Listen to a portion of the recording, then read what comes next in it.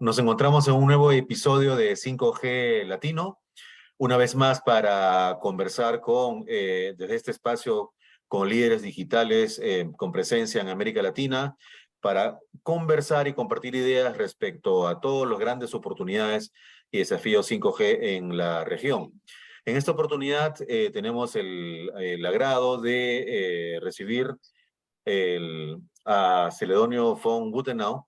Él es director de Asuntos Gubernamentales de Nokia para América Latina y que pues cuenta con una vasta trayectoria en el sector de las telecomunicaciones en la región y que por supuesto tiene desde Nokia una visión bastante definida sobre todo lo que vamos a ver o estamos empezando a ver en la región en esta materia. Antes quisiera saludar a Jesús. Jesús, ¿cómo estás? Vamos a encontrarnos con Celedonio ahora. ¿Qué tal, Carlos? Claro que sí. Adelante, Sí. Celedonio. Pues bueno, primero que nada, ya te hicieron la presentación institucional, pero quisiera que nos compartieras un poco cómo es que llegaste tú al campo de las telecomunicaciones. ¿Era un interés que tú ya tenías profesionalmente o cómo viniste rebotando para caer en este sector? Hola, ¿qué tal, Jesús? Hola, ¿qué tal, Carlos? Y un saludo especial a todos, a toda la audiencia. Mi ingreso al mundo de las telecomunicaciones fue de casualidad. Yo estudié licenciatura en Administración Pública y Ciencias Políticas en la Universidad Nacional de Cuyo, en Mendoza, Argentina. Después me casé y me fui a Alemania a hacer un doctorado en Ciencias Políticas. Ahí estuve con mi mujer entre el 91 y el 96. En interín nació mi hijo mayor, Matías. Y cuando regresé a la Argentina, empecé a buscar trabajo. Y el trabajo lo encontré en la Comisión Nacional de Telecomunicaciones, ocupándome de todo lo que tenía que ver con la negociación de Argentina en el Mercosur para el ámbito de las comunicaciones. Y ahí es que empezó todo. Posteriormente fui el responsable de Relaciones Internacionales e Institucionales de la Comisión Nacional de Comunicaciones, pero en ese año 96, y trabajando con todo el equipo del regulador, fui aprendiendo lo que hoy sé del mundo de las telecomunicaciones. Y es un mundo realmente fascinante. Estuve ahí en el gobierno hasta el 2000, luego pasé a Lucent Technologies, a cargo también de asuntos gubernamentales para una parte de América del Sur. Posteriormente fui director regional para América Latina del CDMA Development Group, o Grupo de Desarrollo CDMA, cuyo objetivo era promover la tecnología CDMA en el mundo de las tecnologías móviles. Después, en el 2011, regresé a Alcatel-Lucent y posteriormente Nokia compró Alcatel-Lucent, así que acá me encuentro en Nokia. Y realmente fascinado, feliz de haber encontrado este lugar para poder trabajar y desarrollarme profesionalmente. Has recorrido entonces toda la ruta de los últimos, diremos, casi 30 años, según lo que nos mencionas. Es decir, mucho ha cambiado en este tiempo. Has estado en ambos lados de la industria, en la gestión pública, y en el ámbito privado, y cada vez con una presencia, con una mirada mucho más global. Justamente en ese sentido, Celedonio, con esta tan vasta experiencia, ya desde Nokia. Nokia es una marca, por supuesto, reconocida globalmente. Ya no es más el fabricante de dispositivos que conocimos hace tiempo. Y ahora más bien está enfrascado en el mundo de la infraestructura, del equipamiento. Si nos cuentas, cuando hablamos de Nokia, ¿de quién estamos hablando en el mundo actual? Nokia es una empresa que tiene más de 155 años. Es de origen finlandés, si bien cuando se constituyó Finlandia no existía, o sea, es más vieja que Finlandia. Comenzó en la industria del papel, luego siguió en la industria del caucho, particularmente botas y neumáticos. También tuvo participación en el mundo de los cables y luego poco a poco se fue metiendo en el mundo de la electrónica. Primeramente a través de los dispositivos móviles, siendo realmente famosa y líder mundial en esa materia, y después posteriormente enfocándose en la infraestructura para redes.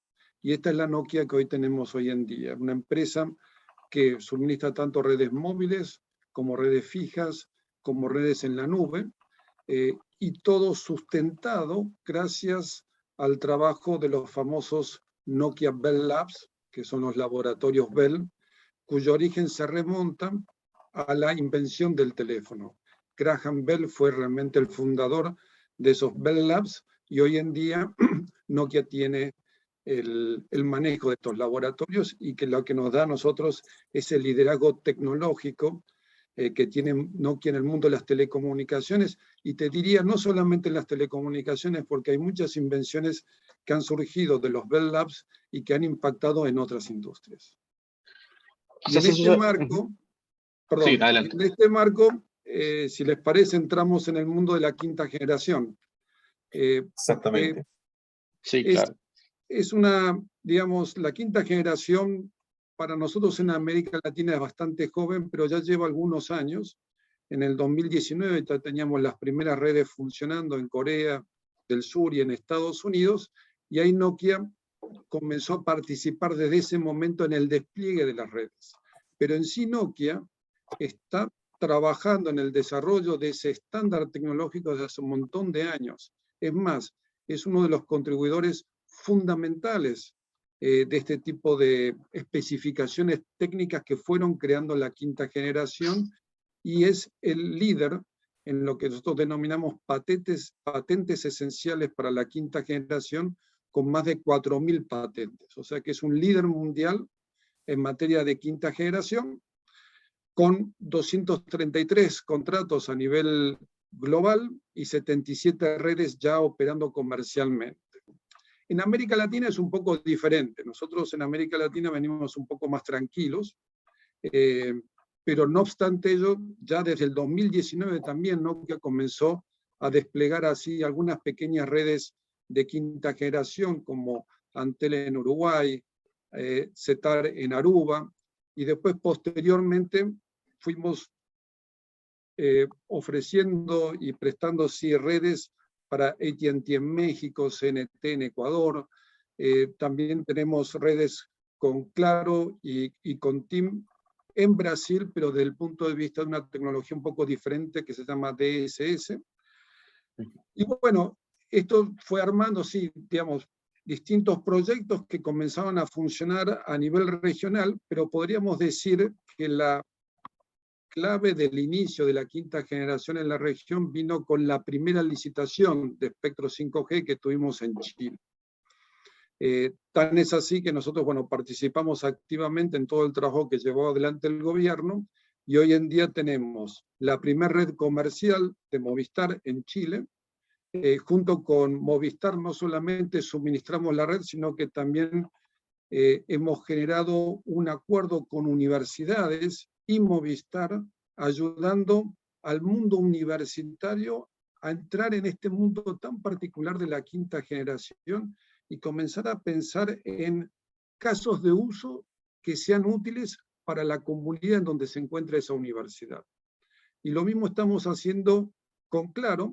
Con Claro hemos puesto un laboratorio de lo que denominamos la quinta generación stand-alone, o sea, puro quinta generación, con el mismo propósito, ir generando este pensamiento y la posibilidad de crear casos de uso que puedan servir a la industria.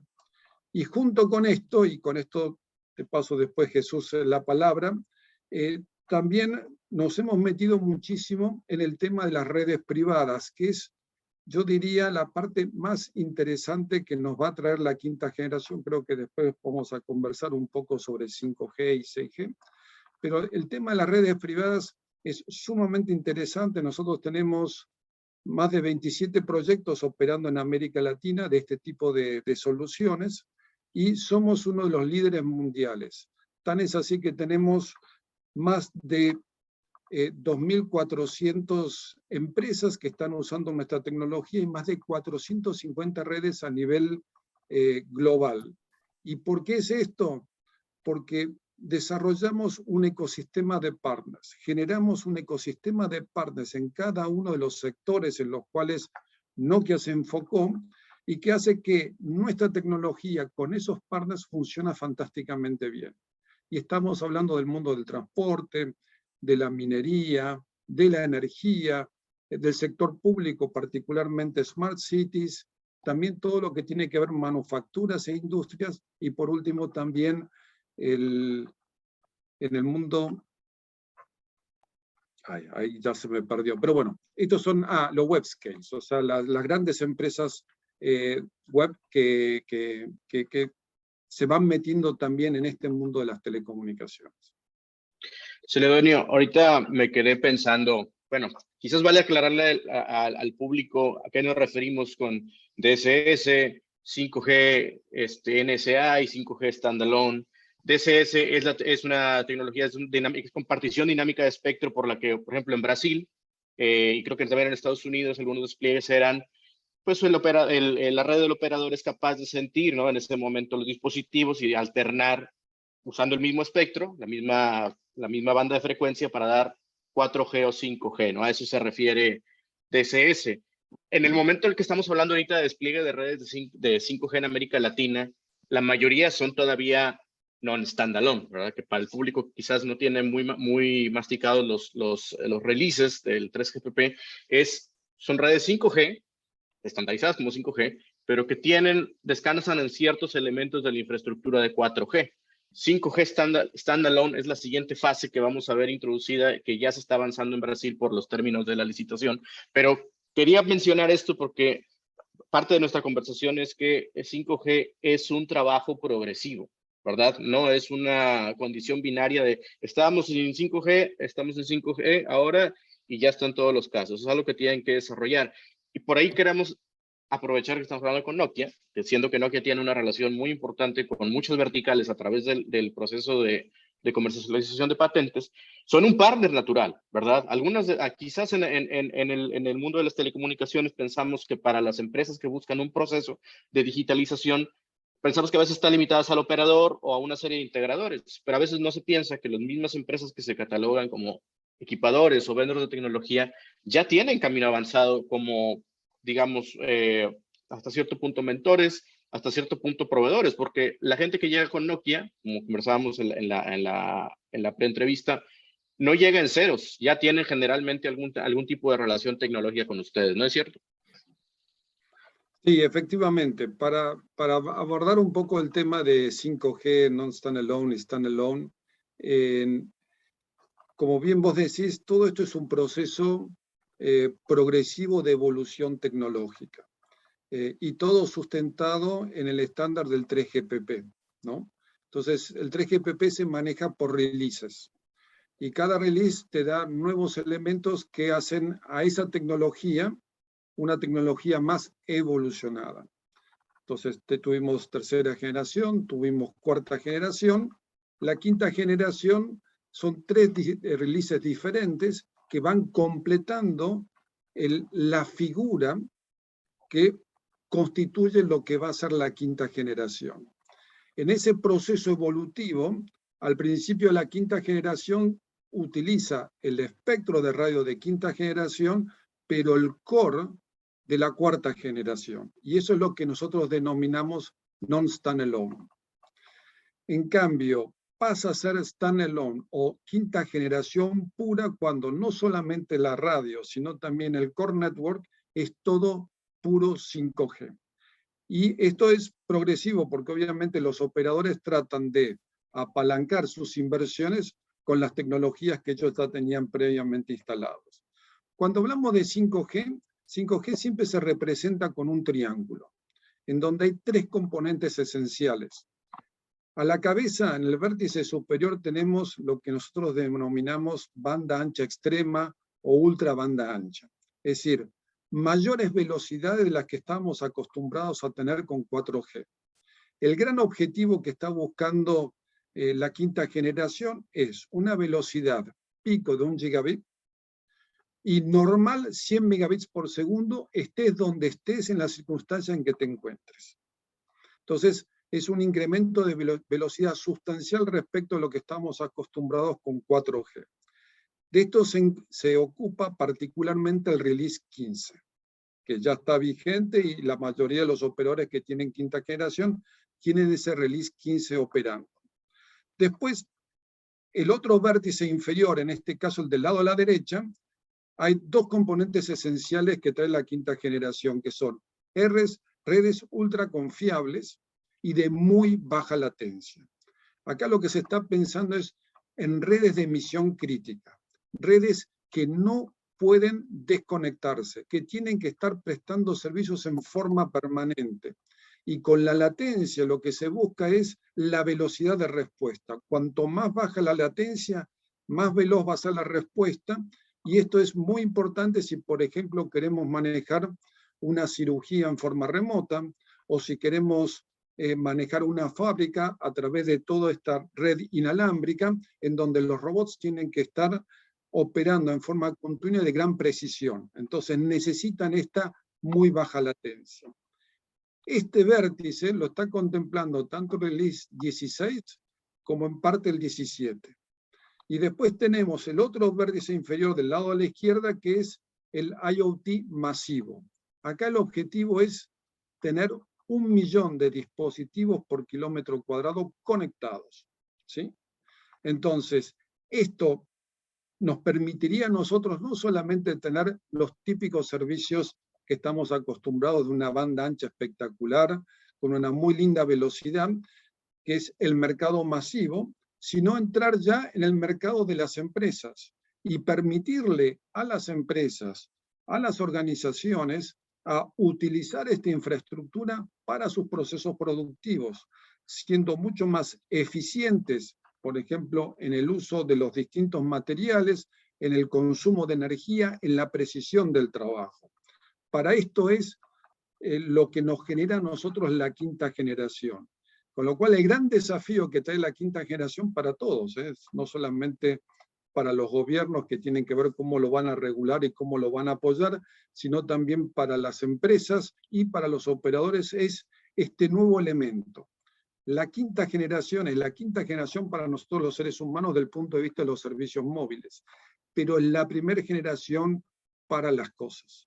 Y esto creo que es muy importante porque te abre un mundo diferente, de negocios diferentes, potencialidades diferentes. Esto es lo que nos da a nosotros la quinta generación. Y se va desarrollando con esos 3 releases, el 15, el 16 y el 17, incluso también el 18. El 18 hace que todo el tema de Internet de las cosas y la parte de emisión crítica se potencien sustancialmente. Esto es el triángulo de la quinta generación y lo que la quinta generación a nosotros nos habilita. Ahora bien, si yo paso a la sexta generación, ¿qué significa? Significa en principio mucho más de esto, pero con mejores prestaciones. O sea, ya con velocidades normales de 1 gigabit por segundo, no de 100 megabits, y con pico de 10 gigabits por segundo. Es decir, altísima velocidad. Latencias por debajo de 1 milisegundo. O sea, casi yo diría instantánea este tipo de respuesta que te va a generar la red. Y del punto de vista de la Internet de las cosas, mayor precisión en cuanto a la conectividad toda. ¿Y esto qué es lo que permite? Permitiría más o menos unificar el mundo físico con el mundo digital, con el mundo de los seres humanos. Y le permitiría al hombre, a través del uso de la inteligencia artificial, alcanzar niveles de productividad, de rendimiento, incluso hasta yo diría de protección del medio ambiente, impensados al día de hoy, y es hacia donde está apuntando los releases 19, 20 y 21. Y la expectativa es comenzar a tener la sexta generación en el 2030. Es decir, esto, y digamos, vamos a tener eso, pero vamos a estar en el pico del desarrollo de la quinta generación y vamos a tener todavía redes de cuarta generación operando. Si todo esto es un continuo en donde se va evolucionando sobre las cosas que cada uno ya tenía funcionando en sus distintas redes y en sus distintos países. Nos encontramos ahora en el año 2022 y mira cómo nos estás comentando sobre el 6G, que alcanzará un momento importante hacia el 2030. Y sobre eso me gustaría pedirte que ya en el tramo final de la entrevista regresemos a ello porque conforma pues buena parte de la visión, ¿no? Hacia adelante. con esta evolución permanente de las tecnologías. Si nos lo permite, si regresamos un momento a la situación actual, decías al inicio de la conversación que actualmente en América Latina estábamos relativamente tranquilos en comparación con la magnitud que ha alcanzado a la fecha el desarrollo 5G a escala global.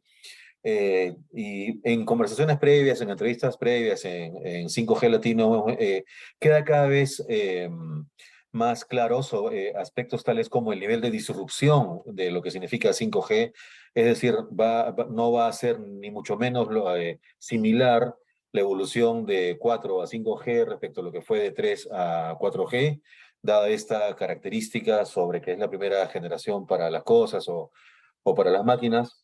Eh, También hemos venido conversando bastante sobre los casos de Chile o Brasil, y justamente en ese sentido, si bien lo más importante es los casos de uso que el 5G progresivamente vaya revelando a todos, no tanto en el segmento empresarial primero, y veremos si progresivamente en el segmento de consumidores finales, de personas, ¿cómo es la mirada de ustedes sobre el desarrollo normativo en la región?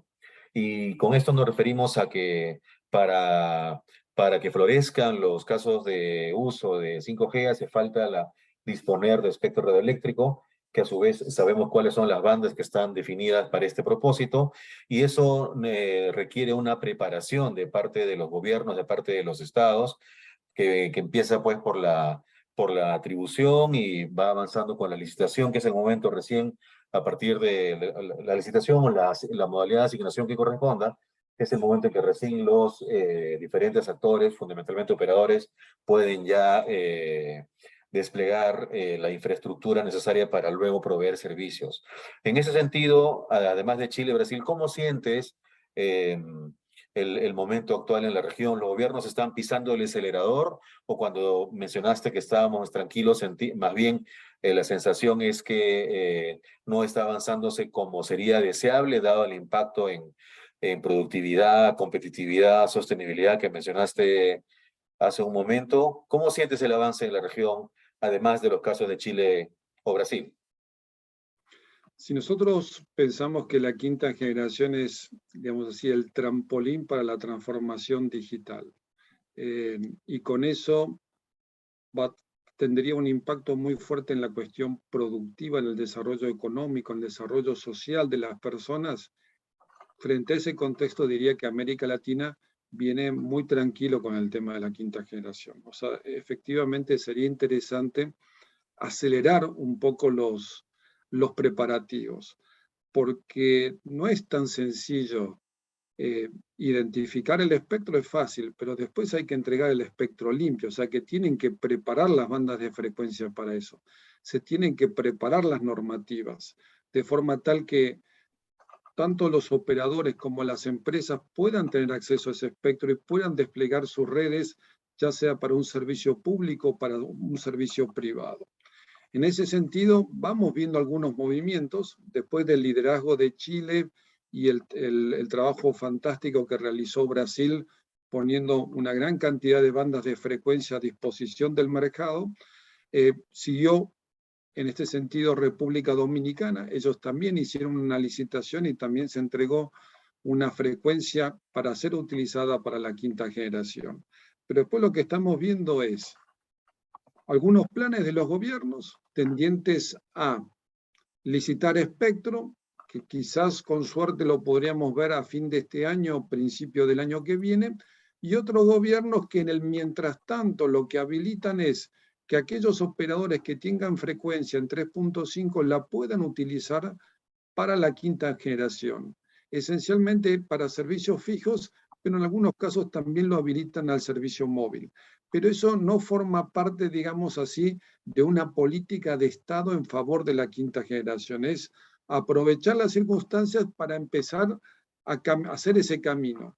Pero toda una política tendiente a habilitar la quinta generación, identificar el espectro, crear el marco normativo, de forma tal de, como les dije, los distintos actores pueden aprovechar esta potencialidad y después también preparar, en definitiva, a la sociedad y a las empresas a aprovechar las bondades y los beneficios que le va a traer la quinta generación, eso se ve menos. Y un gran desafío que estamos teniendo es muy fácil entender el tema de la quinta generación para los operadores, pero como les mencioné, la quinta generación te habilita todo un nuevo mercado que es el mundo de los verticales. Ese mundo de los verticales tiene que ser habilitado. Los operadores tienen que estar autorizados en los distintos países para poder abordar ese mercado. Y aquellas empresas que quieran colocar sus propias redes privadas, también se les tendría que habilitar para poder desplegar este tipo de redes. Hay casos sumamente interesantes en los cuales, como Nokia, estamos trabajando. Por ejemplo, uno tiene que ver con la agricultura, un proyecto, una iniciativa que existe en Brasil que se llama Conectar Agro.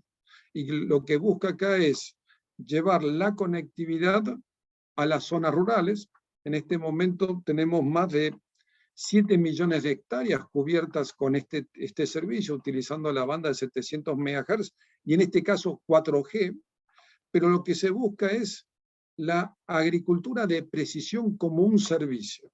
Esto es, conectar todas las distintas maquinarias que trabajan en el campo, cosechadoras, tractores, sembradoras, fertilizadoras, etcétera, más todos los sensores, de forma tal que puedan trabajar en tiempo real en un mejor uso de la semilla, en un mejor uso de los fertilizantes, en un mejor uso del suministro de agua, de los pesticidas, etcétera, lo cual trae un beneficio fenomenal desde el punto de vista del campo en cuanto a reducen sus costos y es mucho más productivo. Pero al mismo tiempo, toda la gente que trabaja en ese campo está conectada, como si estuviese en la ciudad, solamente que están en el campo. Estas son cosas que te trae la cuarta generación y que te va a potenciar la quinta generación. Pero para eso, obviamente, es necesario políticas y regulaciones claras que habiliten ese tipo de servicios. Otro, por ejemplo, es el mundo de la minería. La minería, que particularmente están en zonas bastante aisladas, donde no hay ningún tipo de red, bueno, ahí se colocan redes de cuarta o quinta generación en donde toda la maquinaria está conectada a esa red. Incluso se pueden manejar remotamente esos camiones inmensos que trabajan en las mineras, manejados remotamente, todos los que trabajan ya sea en forma subterránea o a cielo abierto, toda la maquinaria conectado y trabajando remotamente, con lo cual el personal está mucho más seguro, el manejo es mucho más seguro y mucho más eficiente. Y esos son proyectos en los cuales estamos trabajando, tanto en Chile, en Perú, como en Colombia. Y hay distintas experiencias. Hay proyectos que se hacen con los operadores y hay empresas mineras que deciden poner su propia red. Pero esto también requiere de un marco regulatorio que está habilitado en esos países y que permiten esta prestación de servicios. Antes de pasar yo quisiera quizás detenernos un poco en mejores prácticas o áreas que hayan identificado ustedes de cómo mejorar, además de la parte de espectro, que creo que ya la explicaste bastante bien. Pero antes de llegar a las sugerencias, por así decirlo, a las mejores prácticas, yo quería preguntarte, ¿cuál ha sido tu experiencia o cuál ha sido la experiencia de Nokia guiando a estas empresas a navegar el laberinto regulatorio de las telecomunicaciones? Porque me imagino que una minera o una cámara del agro no necesariamente tiene todo el contexto del régimen del marco de gestión del espectro. ¿Cómo ayuda Nokia a que estas empresas no nada más aterricen la idea comercialmente, sino que naveguen el aspecto regulatorio? Yo mencioné un poco al principio que éramos líderes en todo este tema de redes privadas porque habíamos generado un ecosistema de partners de cada uno de los sectores en los cuales nosotros nos habíamos enfocado y que hace que en definitiva nuestra red, nuestra solución tecnológica funcione bien en ese tipo de industria, ¿no? Entonces, se comienza trabajando obviamente con ese tipo de empresas. Para ese tipo de empresas, Nokia no es tan conocido, es decir, ellos conocen más sus propios proveedores específicos del sector, con lo cual es presentarse, es mostrarles la solución y los beneficios que traería esa solución para cada una de esas empresas. Entonces, en la medida en que vamos socializando nuestra solución y nuestros productos y adaptándolos a la necesidad que tenga cada uno de los clientes, vamos generando una posición, digamos así, positiva a apropiarse de esta solución. El otro actor con el cual conversamos muchísimo, obviamente, son los operadores, tratando de ayudarles a ellos a que moneticen, digamos así, las inversiones que estos están haciendo en sus redes, 4G y 5G. Y el tema de las empresas, obviamente que es un desafío. Los operadores normalmente están muy acostumbrados al mercado masivo, pero en este caso, cada empresa es un mundo particular, con sus necesidades particulares y que tienen que ser respondidas por parte de los operadores. Entonces trabajamos con ellos explicándoles y contándoles un poco cómo es que funciona este mundo. Y por último, los reguladores. Con los reguladores nosotros también nos acercamos, les planteamos las distintas experiencias que hay a nivel global, que son muy diversas, experiencia del punto de vista tecnológico, experiencia del punto de vista del uso del espectro, experiencia del punto de vista del marco normativo, mostrando el abanico de posibilidades y tratando de generar un goodwill, ¿no?, para abordar este tipo de soluciones o posibilidades de negocios de forma tal que si aparece una empresa o aparece el operador, el regulador los atienda y busque solucionar, digamos así, las necesidades o los intereses que tengan cada uno de ellos. Y obviamente ayudamos también a las empresas a tomar contacto con las distintas unidades del gobierno, de forma tal de decirle, bueno, para este tema, este sería la secretaría, la subsecretaría, la dirección, y acompañándolos, porque que se sientan en definitiva, en cierto modo, acompañados por nosotros en un sector que no es el sector de ellos, pero en donde ellos de alguna forma necesitan solicitar una licencia o solicitar el uso experimental, si se quiere, por ejemplo, de una banda de frecuencia determinada. Todo eso lo vamos trabajando. Una pregunta de seguimiento y que no se me ocurrió en la preentrevista, pero ahora creo que me están, como decimos en México, me está cayendo el 20. ¿Son los sandboxes regulatorios una práctica que responde a esta nueva inmersión de actores en el mundo de las tecnologías, otra clase de servicios? ¿Crees tú que el sandbox regulatorio es una respuesta de los reguladores a esta realidad, ¿no?, de las verticales? ¿Tienes tú alguna opinión con respecto a este tipo de políticas que se adoptan? No, los sandbox regulatorios son fantásticos, porque evidentemente esta evolución tecnológica que es 4G, 5G, 6G, viene generando a su mismo innovaciones creativas de distintos tipos de servicios, con lo cual ponen bajo presión todo el pensamiento regulatorio normativo que tenga una autoridad regulatoria o que tenga un gobierno, o incluso las mismas normas que tiene un gobierno. Entonces el sandbox regulatorio te crea un espacio, digamos así, entre comillas, artificial, en donde uno puede probar y en donde las normas no se aplican para ese caso específico, porque quizás las normas vayan en contra de ese caso específico, pero ese caso específico puede ser muy bueno para el país, para la sociedad, para la economía. Entonces, en el sandbox regulatorio uno puede ir viendo tanto el regulador como el operador, como el interesado, de qué forma se debe ir trabajando ese marco regulatorio que les habilite la prestación de este tipo de servicios. Así que sí, de lejos es una muy buena práctica, y yo creo que es una práctica que va a ir increyendo cada vez más, porque la evolución tecnológica es imparable y la innovación creativa también.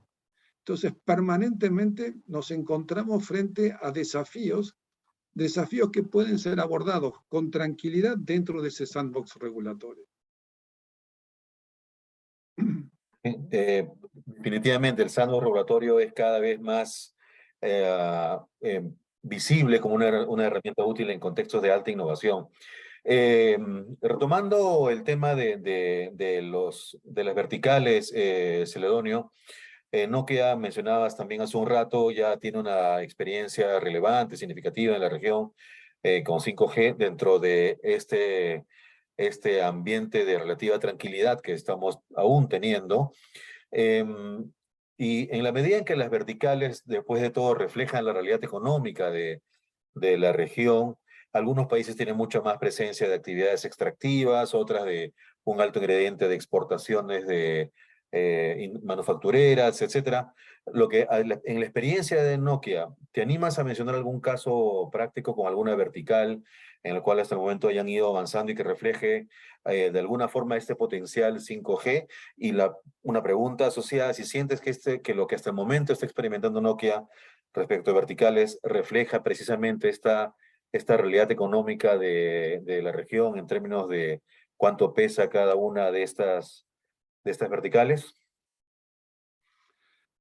Más allá de lo que mencioné sobre Conectar Agro, que lo llevamos adelante con buena parte de la industria agropecuaria de Brasil y con TIM, te puedo mencionar, por ejemplo, puertos. Acabamos de comunicar públicamente una red privada en el puerto de Yucatán, en conjunto con AT&T México, en donde en definitiva toda la gestión portuaria se va a manejar a través de esa red privada. En otros ejemplos que mencioné, digamos, este tema del puerto es un tema que va a ir increyendo porque hay otros proyectos en los cuales estamos trabajando que todavía no son públicos, pero es un lugar muy interesante para desplegar una red privada porque hay muchos o una gran diferentes actores que están participando dentro de ese puerto, ¿no? Entre el barco, toda la carga, el personal que está trabajando, la seguridad, la velocidad entre que el barco entra y el barco sale del puerto, cuanto menos tiempo está, más eficiente es todo. O sea, son ejemplos muy fuertes que lo vamos a ir viendo creciendo a nivel de la región y a nivel del mundo. Las mineras, ahí es un sector muy poderoso. Ahí tenemos, como mencioné, distintas experiencias. En el caso de Colombia, hemos hecho un trial muy interesante con Goldfields. Después también con Antamina, en el caso de Telefónica, con Las Bambas también en el caso de Telefónica, con Codelco tenemos experiencias, o sea, desarrollos muy interesantes de despliegue de este tipo de redes en donde se conecta todo, se maneja buena parte en forma remota y se incrementa la seguridad y la salubridad y la eficiencia y productividad de la mina. Y después, a nivel mundial, en cuanto a, por ejemplo, fábricas, tenemos acuerdos con BMW, con Toyota, tenemos también con Bosch, en donde colocan toda una red de cuarta o de quinta generación, dependiendo de la fábrica, adentro de la fábrica para ir manejando toda la robótica que va produciendo los distintos equipos de estas empresas. Otro ejemplo interesante a nivel global, no tanto en América Latina, es un acuerdo que tenemos con Lufthansa, en donde la unidad de mantenimiento y reparación de aviones de Lufthansa, que no es solamente los aviones de Lufthansa, sino un montón de empresas que tienen acuerdos con Lufthansa justamente para que les haga el mantenimiento, todo manejado con redes de quinta generación y que permiten, esté donde esté la persona en el mundo, saber perfectamente qué es lo que se está arreglando y por qué se está arreglando esa parte del avión que se encuentra en Alemania. Entonces, esto, digamos, va a ir variando. Como te dije, nuestro foco esencialmente está en el mundo de la energía, y esto es utilities, en donde son redes un poco diferentes, porque lo que buscamos ahí es smart metering y hacer un uso eficiente del suministro de la energía, y dependiendo de los países que lo habiliten, la posibilidad de generar energía y colocarlo en la red y que eso sea monetizado para el cliente.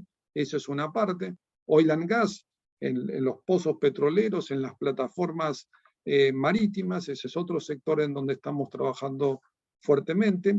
Transporte, todo lo que es logística, todo lo que es ferrocarriles, ese también, este tipo de redes te permiten no solamente prestar un servicio para el propietario de la línea férrea o del tren, sino también a todos los usuarios que se encuentran dentro del tren, con lo cual es entre un servicio empresarial y también un servicio masivo, ¿no? Smart Cities, es decir, a través particularmente de postes inteligentes en donde uno puede colocar, manejar, por ejemplo, el tema de la luz, pero al mismo tiempo la contaminación ambiental y cámaras de seguridad, con lo cual en un despliegue que nadie se da cuenta, porque tú circulas por las calles y ves los postes de luz. Bueno, esos te actúan como una estación de radio, al mismo tiempo controla la luminosidad, controla las temperaturas o distintos grados de polución que pueda tener la ciudad, y al mismo tiempo actúa como una unidad de seguridad para toda la comunidad que se mueve en torno de ese lugar. Estos son, por ejemplo, algunas ideas, y hay miles, es decir, yo creo que el límite acá está en la creatividad. Y así como nosotros nos enfocamos en algunos, hay otras empresas que se pueden enfocar en otras.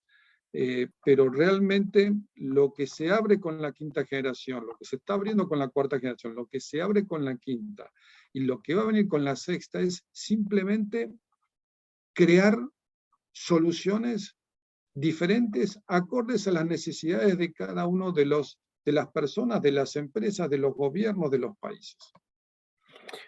Sin duda no es tan sencillo verbalizar todo este portafolio inmenso de oportunidades, porque has mencionado un término clave, ¿no? Que es la creatividad. Hay muchas soluciones que irán apareciendo a lo largo del tiempo que hoy todavía no son tan previsibles. Solamente antes de pasar la posta, Jesús, agregar que algo interesantísimo de lo que vas mencionando, de los diferentes ejemplos que cita Celedonio, es que el acompañamiento 5G puede ocurrir en todos los casos, ¿no? A lo largo de toda la cadena de valor de las verticales, ¿no? Lo mencionaste para el caso de puertos, en minería seguramente también, seguramente no solamente en la extracción, sino también en el paso previo de la exploración, y la extracción sabemos que tiene toda una cadena de procesos muy denso para que llegue el mineral hasta los destinos globales hacia donde debe dirigirse. Entonces, esta presencia 5G a lo largo de toda la cadena de valor es un aspecto que poco a poco se irá revelando cada vez más. Y lo que yo creo que encuentro interesante de esto, en la medida en que cada uno de los sectores de la economía se vaya apropiando de esta tecnología, va a ayudar a que la gente que vive en esos entornos también esté conectada. Cosa que hoy en día quizás es difícil, porque si pensamos en las zonas urbanas, bueno, fantástico, pero si estamos pensando en zonas rurales o remotas, y de golpe hay una minera que te pone una red, bien, puede suministrar servicio a las comunidades pequeñas o pequeñísimas que quedan cerca de esa mina, con lo cual estas comunidades estarían beneficiando de esto. Y como tú mencionaste, Carlos, las mineras pueden estar en medio de la montaña, pero digamos, su producción se termina entregando en el puerto. Y todo ese proceso de conexión hasta el puerto también lo pueden cubrir este tipo de redes, y muchas empresas lo están trabajando de esa forma. Con lo cual, el beneficio es para las empresas, pero también para la sociedad. Para las comunidades, sí, en efecto. Celedonio, ahora que mencionas que el camino que llevamos hacia 5G, por no mencionar como a lo que viene ya hacia 2030, pues implica un mayor uso, mayor dispersión de la infraestructura, o mayor densidad de la infraestructura, más bien mayor dispersión de las conexiones, un uso más intenso tal vez del espectro radioeléctrico. Y todo esto creo que a mí me lleva a pensar en cómo va a ser esto sustentable hacia el futuro. Y bueno, no lo pongo aquí como algo que se me ocurrió a mí. Esto es algo que tú nos comentaste en la preentrevista, me pareció fundamental, ¿no? Tiene que ser un hilo conductor del desarrollo de la parte de estas tecnologías. ¿Cuál es la visión de Nokia de cómo va a ser el desarrollo o cómo implementar el desarrollo sustentable de toda esta adopción tecnológica sin precedentes que se viene ahora con 5G?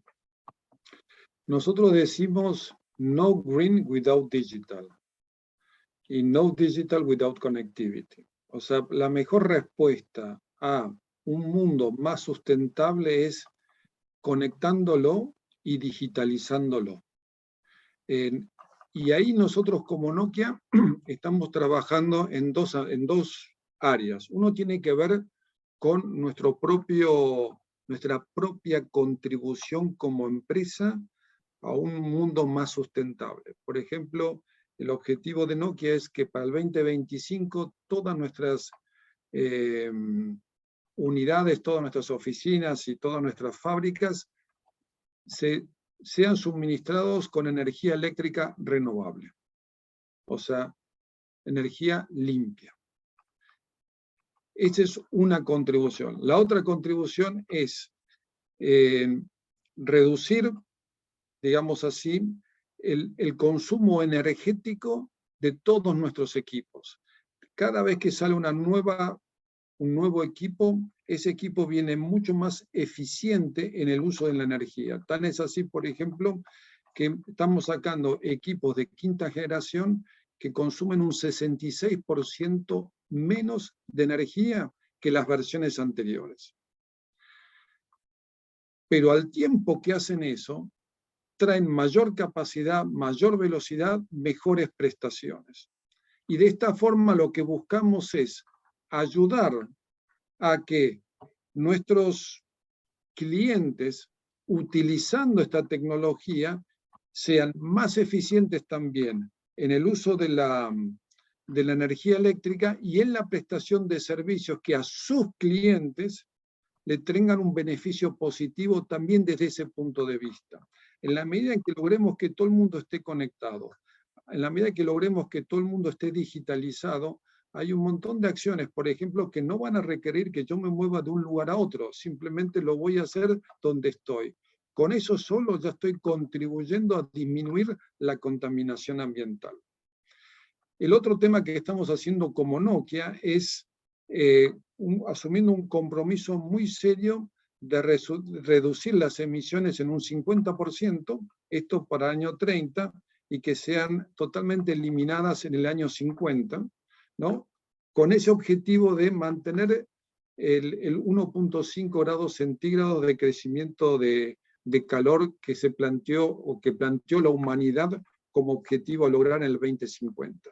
Entonces, todo ese tipo de objetivos que plantea la empresa y todo lo que vuelca al desarrollo de su tecnología, ayudando en definitiva a que el mundo sea un mundo mucho más sustentable. Y creo que en la medida en que nosotros vamos trabajando en eso y otros también trabajen en el mismo sentido, obviamente vamos a colaborar extendemos exponencialmente las redes, pero esas redes consumen mucho menos que las redes anteriores. Y me están dando un servicio y unas prestaciones impensadas con las redes anteriores. Entonces, es un salto de calidad que ayuda a la sustentabilidad del mundo. Sostenibilidad, definitivo. Es fundamental ahora que 5G, tal como mencionaste, con este triángulo que lo resume tan bien, ¿no? Ultra banda ancha, ultra confiable, ultra masivo en número de dispositivos, ¿no? Entonces, eso también implica un crecimiento exponencial en el consumo de todos los recursos necesarios para la conectividad, entre ellos la energía, ¿no? Debemos ir concluyendo esta tan interesante conversación, Celedonio, pero ya has ido mencionándonos algunos aspectos del que conforman la visión de tuya y de Nokia sobre lo que se viene con 5G, pero sí nos gustaría entrar un poco más, ¿no? De pronto, sobre 6G, has mencionado que hasta el 2030 veremos un momento importante para ello. ¿Cómo pondrías en palabras que si con todo esto de 5G recién vamos a ver un desarrollo desde los últimos tiempos a la fecha y en el futuro más previsible? 6G, al significar otro salto, ¿cuál es la visión general que tiene en Nokia sobre estos grandes saltos que las tecnologías nos van mostrando? Hemos ido desde el 1 al 4G a cierto ritmo. Decías también en la conversación previa que pues aproximadamente cada década vemos una tecnología emerger o algo así, cada cierto número de años. ¿Cómo podrías tú redondear la conversación de ahora con la visión sobre los años venideros? Nuestra visión es promover la digitalización y promover la digitalización con redes más eficientes, seguras y sustentables, tanto para ser utilizadas por los operadores, por las empresas y estos nuevos actores de los cuales no hablamos, que son los neutral host o las torreras u operadores de infraestructura mayorista. Este es el gran objetivo, la visión que tiene Nokia. Para eso, obviamente, hay 3 áreas en las cuales nos enfocamos muy especialmente. Una tiene que ver, porque hablamos mucho de 5G y de 6G, pero para que todo eso funcione lo que necesita uno es fibra. Es mucha fibra. Entonces, el tema de la fibra y el despliegue de la fibra en los próximos años va a ser clave, va a ser neurálgico para lograr tener una sociedad digitalizada y conectada. Y esta conexión o este despliegue de fibra tiene el doble propósito, porque por un lado me permite a mí conectar toda mi red de quinta generación. Si yo no tengo conexión de fibra o enlaces de microondas de altísima capacidad, mi servicio de quinta generación va a ser paupérrimo. Si la quinta generación me exige a mí un ancho de banda que me lo suministra particularmente la fibra. Entonces, yo necesito la fibra para conectar todos mis sitios, pero también aprovecho que tenga ese despliegue de fibra para llegar a los hogares, porque los hogares también van a necesitar eso. Si uno piensa que en el hogar, independientemente de la cantidad de personas que vivan ahí, van a tener distintos equipos conectados a esa red, manejados hasta incluso remotamente a través del celular, lo que se necesita es un ancho de banda muy importante para la parte de entretenimiento, para la parte de la educación, para la parte doméstica, para la parte de trabajo, pero digamos, necesitamos, con lo cual hay que llegar con fibra al hogar. Esta es, yo diría, la primera gran área de desarrollo que vamos a observar en los próximos años en el mundo y también en América Latina. Es clave. El segundo tiene que ver con la industria 4.0. Esto es la apropiación por parte de las empresas de esta tecnología, estas nuevas soluciones, y que les permitirían a cada una de estas empresas ser más eficientes, más productivas, más seguras, con el beneficio que trae para la empresa, pero también para las personas que trabajan en esa empresa y para la sociedad toda. Vamos a ir viendo cada vez más empresas apropiándose de esta solución tecnológica, ya sea que lo hagan a través de los operadores, ya sea que lo hagan a través de la nube, ya sea que lo hagan a través de sus propias redes. Pero lo vamos a ir viendo y va a ir increyendo cada vez más este tipo de despliegues a nivel de toda América Latina. Y por último tenemos el crecimiento de la quinta generación. La quinta generación ya finalmente estamos hablando de una red que no es móvil, es fija, es todo. Y todo va a estar conectándose ahí, por momentos en forma fija, por momentos en forma móvil, pero va a formar parte de un todo. Con lo cual, lo que vamos a ver es un gran despliegue de esto, pero la necesidad de ayudar, apoyar, particularmente a quienes despliegan esta infraestructura, que son los operadores, a monetizar ese gran esfuerzo que ellos están haciendo. Esta parte es importantísima. Si no logramos que los operadores puedan monetizar las inversiones que ellos hacen en infraestructura, nos podemos ya quedar sin infraestructura. Y si nos quedamos sin infraestructura, un montón de servicios que estamos imaginándonos no van a poder ocurrir. Con lo cual es fundamental esa monetización de la infraestructura para que la infraestructura continúe su evolución y pasemos a la sexta generación y después posteriormente más adelante a la séptima generación, etcétera. Es decir, ir creciendo. Esto requiere muchas inversiones y es necesario que los distintos actores puedan monetizar estos para poder lograr un país cada vez más conectado, con banda ancha en todos lados y que le permita llevar adelante su transformación digital. Quizás lo último que has mencionado termina siendo pues una suerte de prueba ácida, ¿no? Es decir, que los casos de uso y todas estas oportunidades que hemos ido develando en la conversación, que nos has ido compartiendo, pues deben demostrar ser económicamente viables, es decir, debe existir la monetización, sí, lo cual posiblemente, dado el nivel de disrupción que representa 5G, no va a ser resuelto puramente por el mercado, sino pues podría motivar algún tipo de política, de intervención de política pública, ¿no?